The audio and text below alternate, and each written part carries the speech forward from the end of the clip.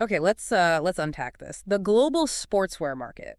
It was Yeah. massive back in 2018, right? Something like $239 billion. Yes. Staggering. And projected to grow, what, over 10% a year? Exactly. Huge industry. But, we often focus on the super high-tech stuff for athletes in, well, places with lots of resources. Mm-hmm. What about athletes pushing their limits in really, really tough conditions? Like, remember the heat exhaustion at the Doha Marathon in 2019? Brutal. Oh, absolutely. A stark reminder. And here's the kicker. We tend to overlook the very specific needs of athletes in developing countries, tropical places, who face this extreme heat with way fewer resources. It's a fascinating contrast, isn't it? This giant global market versus these really specific, often unmet needs. The risk of heat illness, it's serious, especially in hot, humid climates. And it creates a real gap. A big one. Lack of affordable, effective cooling stuff. It's a disparity. Totally. So for this deep dive, we're tackling that head on. We're exploring affordable, sustainable cooling gear, specifically looking at a case study for cycling athletes in Sri Lanka. Right. And our main source here is a research article. It's called Affordable and Sustainable Cooling Sportswear for Cycling Athletes, a design case study. Came out in Sustainability in 2023. Yeah, by Mahmud, Wickramarathne, and Kuys from Swinburne University. Good stuff. It's a great example, I think, of research really trying to solve a practical problem, with thoughtful design and publishing in sustainability. That highlights the eco and economic angles, too. Crucial. Couldn't agree more. So our mission today, let's pull out the key insights. What were the big challenges for these cyclists? What solutions did they look at? And what did they actually find? Any surprises? Basically giving you the fast track to understanding this specific bit of sportswear innovation. Exactly. So let's dive in. What's the core problem here? What are we really up against? Well, the study really puts a spotlight on heat illness. It's a serious issue for endurance athletes, especially when they're training, competing day in, day out in hot, humid places. And it's worse in some places than others. Oh, definitely. The risk is way higher for athletes in lower resource countries. They just often don't have access to the fancy cooling strategies you might find elsewhere. So, yeah, a disproportionate risk level. Right. We hear all about moisture-wicking fabrics, breathable this, breathable that. But this study suggests that stuff doesn't always cut it, especially in these developing tropical regions. That's a really key point. Most of the advanced cooling tech, smart wearables, fancy textiles, they're often designed and priced for mid to high resource markets. And often for indoor use, right, or controlled environments. Exactly. And the cost, the study points out, it just puts them out of reach for so many athletes who could really benefit. And it's not just the cost, is it? Even the tech itself has limits. Wicking is great, sure, but when it's super humid? Yeah, the sweat just doesn't evaporate easily, so the cooling effect really drops off. So much less effective. Precisely. And okay, there are other things like ice packs or even those liquid or air-cooled vests, but they have drawbacks too. Ice packs, temporary fix, not great for a long ride. And the smart wearables, the really techy ones. Yeah, the study mentions costs from hundreds to even thousands of dollars. Just not feasible for many. Okay, so given all those limitations, existing tech either too expensive or not effective enough in the humidity, it makes sense they looked for something different. How did they figure out what these Sri Lankan cyclists actually needed? They went straight to the source, used a user-centric design approach, which basically means putting the athlete's needs and experiences first. Talking to them directly. Yep. The study mentions being inspired by frameworks like Lamb and Kalal's FEA model, functional, expressive, aesthetic, but the core was focus groups and co-design workshops with Sri Lankan endurance cyclists. How many athletes were involved? 20 in the focus groups and another 20 in the co-design stage. So a decent amount of direct input. That FEA model, by the way, it's about thinking not just does it cool, functional, but also how does it look and feel? Aesthetic, expressive. Right, the whole package. So what came out of those sessions? What did the athletes say they were struggling with or what they wanted? A few really key things popped up. One, their current gear just wasn't cooling them enough. Simple as that. Yeah. Especially in that climate. Okay, understandable. They also talked about wanting more personalized cooling. And interestingly, they zeroed in on the upper back as the spot where they felt the heat the most. The upper back. Really? That's not immediately what I'd think of. I know. It really highlights why you need to ask the users, right? Oh. Physiologically, maybe it's about trapped heat, less airflow, back muscle engagement when cycling. Could be several factors. Good point. Direct feedback is gold. Totally. And they also really wanted cost-effective solutions. Makes sense. They suggested things like lightweight, perforated panels, especially in sweaty zones like the chest, upper back, underarms, just to help with natural evaporation. Okay, so better passive cooling, targeted cooling, and affordability. And based on that, the researchers landed on fan cooling. Why a fan? Yeah, several reasons. Cost was a big one. Small fans are relatively cheap compared to, say, thermoelectric coolers or liquid systems. Right. Portability and weight were also key. For endurance cycling, you don't want something heavy or bulky. A small fan system seemed more feasible. They specifically used an axial fan, like you find in computers, and put it right there on the upper back, where the athletes felt the heat most. Okay, so we've got the problem, the user needs, the chosen tech. Yeah. Let's get into the prototype itself. What did this cooling shirt actually look like? They started with basically an off-the-shelf perforated T-shirt, so something already breathable. Good base layer. Yeah.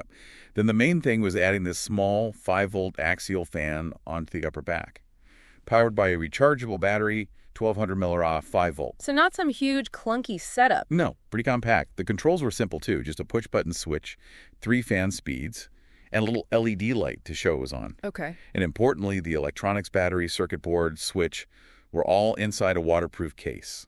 The fan itself sat in a mesh pocket so air could flow freely. Waterproofing is smart, and you mentioned practicality. What about washing it? Ah, yes. Crucial point. The whole cooling unit fan battery controls was detachable. You could just unclip it, or however it attached, and throw the shirt in the wash. That makes a huge difference for usability. Absolutely. And the weight, super light, just 271 grams for the whole prototype, and the estimated cost to make one, around 20 Australian dollars. $20, AED 20. Wow. Yeah. That low cost is a really, really big deal here, considering the target users. That's potentially game-changing compared to high-end gear. Okay, so they built these prototypes. Then came the real test. Out in the field, how did they evaluate them? They got 8 Sri Lankan athletes involved, 4 who'd been in the earlier workshop, so they knew the project, and 4 new recruits. Okay. Over 3 weeks, they did 6 cycling trials each, 30 minutes long, 15 kilometers. And crucially, under typical Sri Lankan conditions, hot, humid, we're talking 27 to 33 degrees Celsius, 60 to 80% humidity. Proper real-world testing. And what were they comparing? 2 conditions. One trial, wearing the prototype with the fan switched on, they call that SP. The other trial, same prototype, but fan off the sway on, or control condition. Got it. Fan on versus fan off. How did they get feedback? Mostly subjective stuff. The athletes kept diaries after each ride, and they had follow-up focus groups. They even used WhatsApp, apparently, for online chats in Sinhala to really dig into their thoughts and feelings. So really getting into their personal experience of wearing it. What exactly were they asked about? Key things were how hot or cool they felt, thermal comfort, how wet the shirt felt, wetness sensation, just overall comfort while riding, ease of care like washing it, and general usability. Did it work? Was it easy to use? Okay, makes sense. So after all that testing, all that feedback, what were the big takeaways, the key findings? Well, probably the most significant thing was a clear improvement when the fan was on. Statistically significant, actually. In terms of feeling cooler. Yeah. On average, they rated their upper back as feeling slightly cool with the fan going versus feeling warm without it. Big difference. And same for wetness, slightly wet the fan compared to very wet without it. Okay, so the fan definitely did something. Clear proof of concept there. Absolutely. Validated the basic idea. But I bet they had ideas for improvement, right? What suggestions came up? Oh, for sure. While the fan helped, they had some smart ideas. Like, they noticed on the really hot days, the fan was just blowing hot air, right? So the cooling wasn't as strong. Ah, good point. Ambient air temperature matters. Exactly.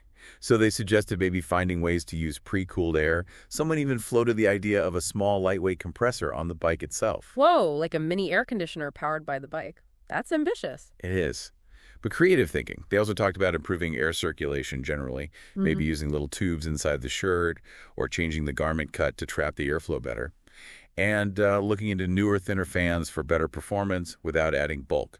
Makes sense. What about just general comfort? Not the cooling, but just wearing this thing with electronics attached. Yeah, that came up too.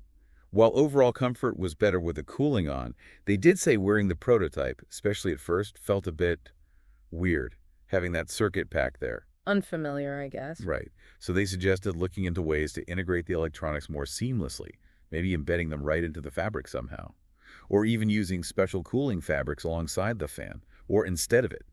They also mentioned wanting softer materials, like cotton, against the skin. Interesting. And that idea of embedding the tech, that connects to the washing issue too, right? What were their thoughts on easy care? Yeah, initially they weren't thrilled about having to detach the unit for washing. Extra step, some needed help putting it back on, right? Bit fiddly, maybe. Could be. So there was a strong push for a fully washable circuit, something embedded that could just go in the laundry, simplifying everything. Okay. And controlling the fan, the push button. Generally happy with the simple button for speed control. But again, ideas for improvement, like separate on and off switches might be easier. Some suggested putting controls in their gloves, which is clever. Or even voice command. Yeah, voice command came up. Though they acknowledge race rules might be an issue there, you can't have external communication sometimes. True. What about overall usability? Did they find it useful, easy, satisfying? Ratings were moderately positive. Usefulness, ease of use, satisfaction, all okay. But interestingly, the athletes who've been involved from the start in the design workshops, they rated usefulness and satisfaction higher. It suggests that being part of the process, understanding the goal, maybe made them appreciate the prototype more, even with its limitations. That makes a lot of sense. Familiarity breeds appreciation. Right. Okay. The title mentions sustainable. How did that factor into the feedback? Sustainability was a really big theme. Yeah. The athletes showed strong interest. They suggested using recycled fabrics, looking into biodegradable electronics. Wow, biodegradable circuits. Yeah. And exploring natural power sources, like solar panels integrated somewhere, or even harnessing energy from cycling itself. Regenerative braking for your shirt fan. Kind of. And cost, of course, was always there. Affordability, value for money, linked to durability, how long it would last, and could they use it for other things too? Right, versatility. Were there other random concerns or cool ideas? Oh yeah, lots of other bits. Odor control traps sweat, maybe using odor-resistant fabrics. Durability was huge, protecting the electronics from heat, water, getting knocked around. Velcro issues came up too, didn't they? Yeah, attachment methods.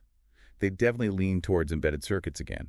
Also, ideas like smart monitoring, maybe a little display showing body temp, using it for other sports, even integrating hydration like a little water spray with the fan. A personal mister. Pretty much. And safety, naturally.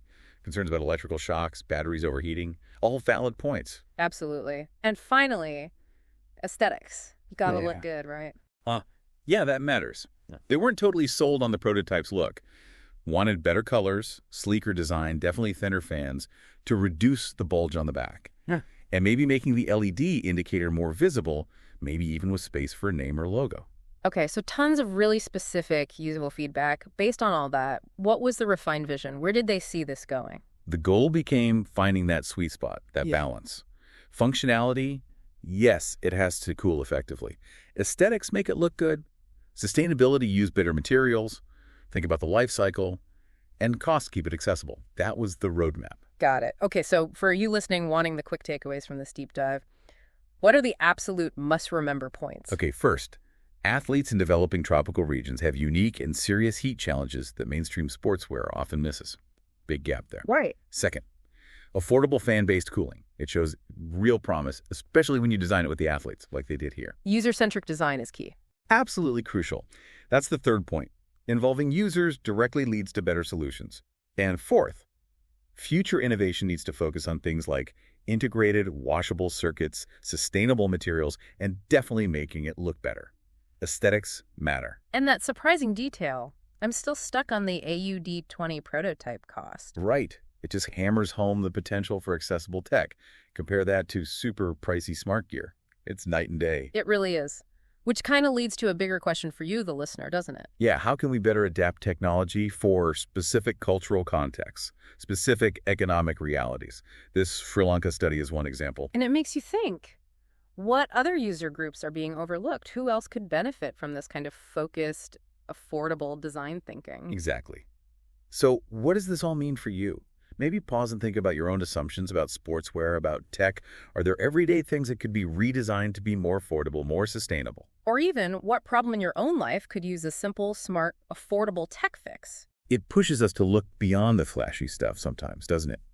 And focus on fundamental needs, diverse needs around the world.